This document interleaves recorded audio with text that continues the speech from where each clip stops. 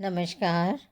राजस्थान की अर्थव्यवस्था की लेक्चर सीरीज़ में हम राजस्थान के अधिकांश उन मुख्य घटकों पर विचार कर चुके हैं जो अर्थव्यवस्था के लिए काफ़ी महत्वपूर्ण हैं।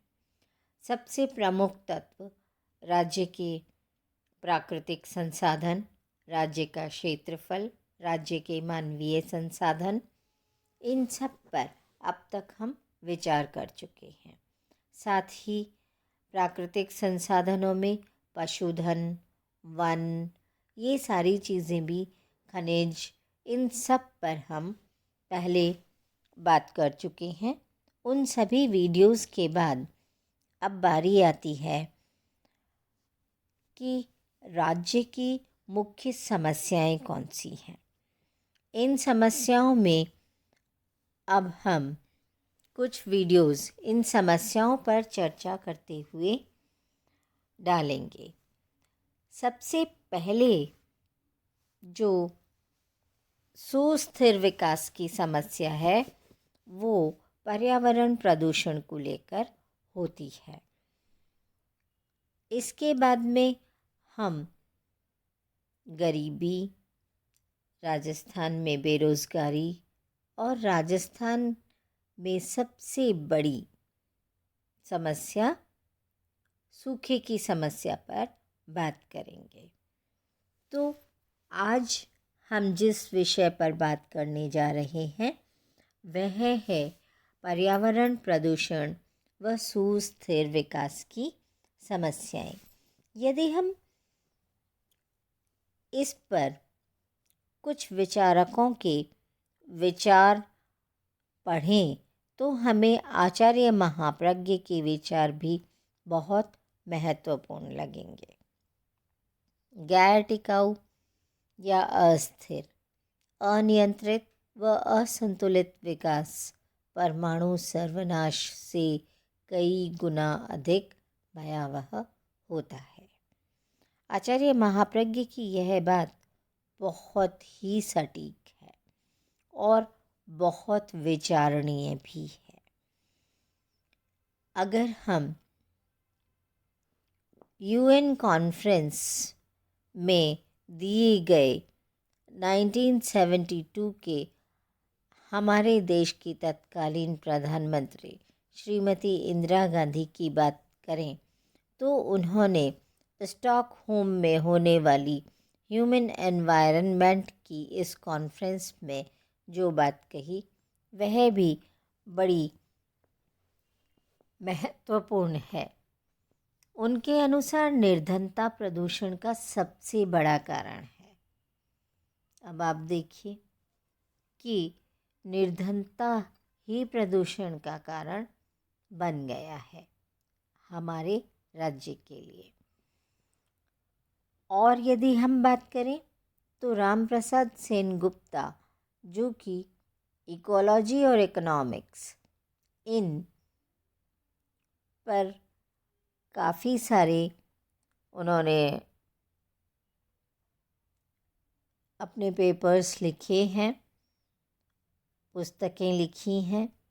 उनका मानना है कि जब मानव समाज का आर्थिक कल्याण अपनी सुस्थिरता के लिए न केवल टेक्नोलॉजी के पर्यावरणीय पुनर्गठन को चाहता है बल्कि अर्थव्यवस्था के संचालन के लिए यह मानवीय मूल्यों व संस्थागत तथा कानूनी व्यवस्था का भी वैसा ही पुनर्गठन चाहता है, ऐसी स्थिति में परंपरागत अर्थशास्त्र को भी अपने फ्रेमवर्क और विश्लेषण की विधि में परिवर्तन करने होंगे।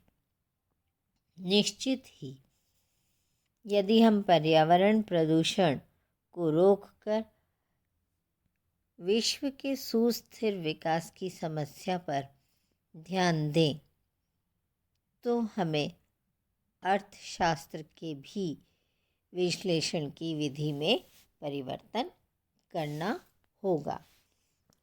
इस वीडियो सीरीज़ में हम यही बात देखने वाले हैं। तो अब हम आगे चलते हैं। सबसे पहले विचार करते हैं कि आखिर यह सुस्थिर विकास क्या है। पर्यावरण प्रदूषण व सुस्थिर विकास की समस्याओं पर जब हम विचार करें तो इसके पहले हम यह जान लें कि सुस्थिर विकास या टिकाऊ विकास का अर्थ क्या है।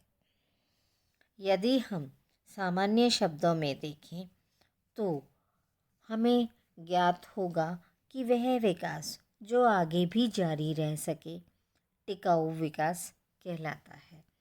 इसके लिए विद्वानों ने अनेक प्रकार के शब्दों का प्रयोग किया। संतुलित विकास, सम्यक विकास, समताकारी विकास।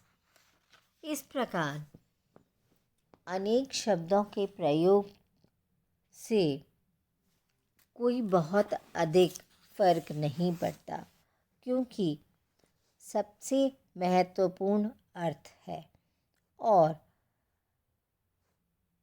इसका अर्थ पर्यावरण व विकास पर विश्व आयोग ने अपनी रिपोर्ट में 1987 में इस प्रकार बतलाया कि वर्तमान पीढ़ी अपनी आवश्यकताओं की पूर्ति इस प्रकार से करे ताकि उसमें भावी पीढ़ियों की अपनी आवश्यकताओं की पूर्ति की क्षमता पर विपरीत असर न पड़े।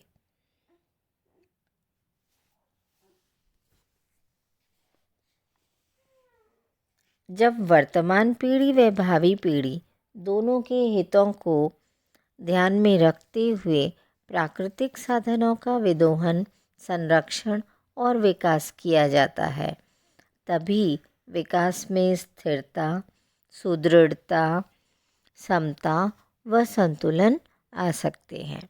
अतः सुस्थिर विकास परिवर्तन की वह प्रक्रिया होती है जिसमें साधनों के उपयोग, विनियोग की दशा, तकनीकी प्रगति का रुख व संस्थागत परिवर्तन का रूप आदि सभी वर्तमान व भविष्य अथवा आज और कल के लिए मानवीय आवश्यकताओं की पूर्ति की संभावनाओं को बढ़ाने का प्रयास करता है। एक ओर तो मजबूत और सुदृढ़ स्थिरता की आवश्यकता है, इसके विपरीत कमज़ोर या दुर्बल स्थिरता परिसंपत्तियों के कुल भंडार का समग्र मौद्रिक मूल्य कायम रखने का प्रयास करता है, क्योंकि विभिन्न परिसंपत्तियों में प्रतिस्थापन का ऊंचा अंश माना जाता है। इस प्रकार मजबूत स्थिरता में प्रत्येक प्राकृतिक संसाधन जैसे जल, जंगल, जमीन आदि की पूरी रक्षा की जाती है, जबकि कमज़ोर सुस्थिरता में प्राकृतिक संसाधनों के कुल भंडार की रक्षा करने का ही प्रयास किया जाता है।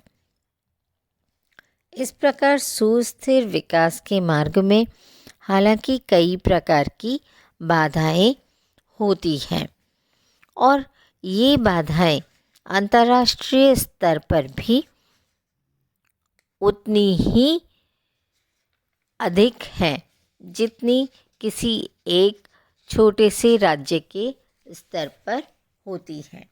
अब हम विचार करेंगे पर्यावरणीय प्रदूषण के किस प्रकार से अंतर्राष्ट्रीय परिप्रेक्ष्य में इसका अध्ययन किया जाना है।